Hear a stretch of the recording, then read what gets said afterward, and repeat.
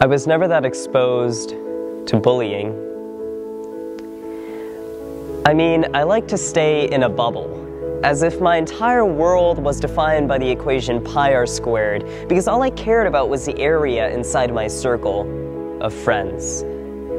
The boundaries of my circle were walls without windows, but instead of protecting me, they prohibited me from seeing outside. I was hopelessly blind, as if ignorance was the groom and I was the bride. I was a horse with my blinders on, living in an eternal race, but what I didn't understand is that I hadn't even escaped the gates. I was holding my breath while experiencing tunnel vision, but I couldn't break down my boundaries. I couldn't make that fateful decision, yet one day that decision was made for me.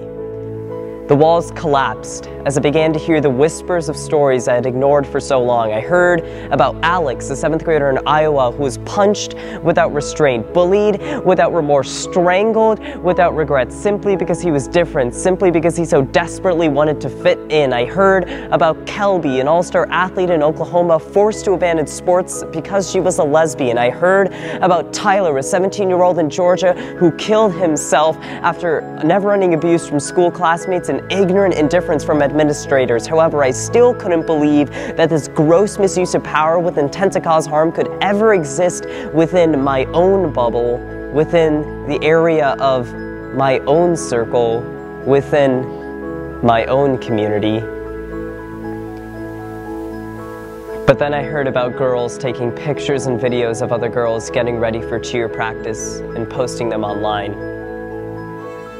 And I heard about bitter breakups leading to derogatory rumors, physical abuse, and psychological intimidation. And I heard about social media used as a platform for seedious gossip and online aggression. And I heard about the popular crowd actively excluding all others. And I heard about fights at Hanger Park after school.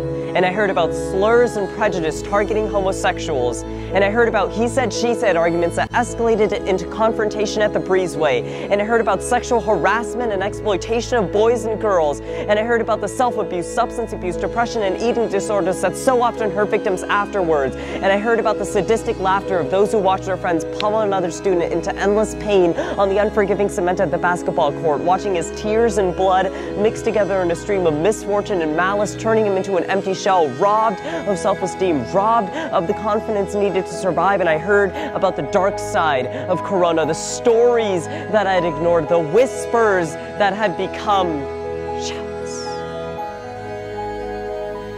When will this end? Next year, when another 13 million students in the US will have been bullied? Next month, when another 3 million kids will have been absent because they feel unsafe at school? Next week, when another Corona student will have been insulted, intimidated, harassed, abused? No, this will not end in a year, a week, or a month. This will end in decades, if it ever ends at all.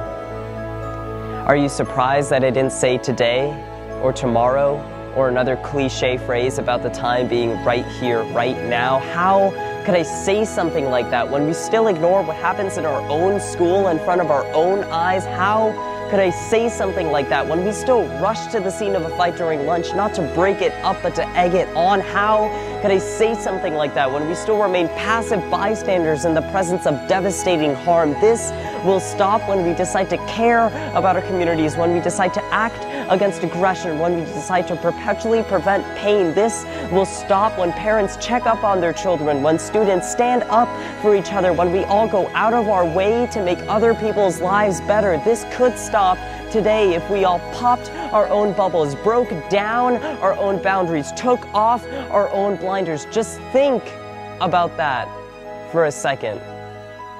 With courage, empathy, and open-mindedness, we could stop bullying today.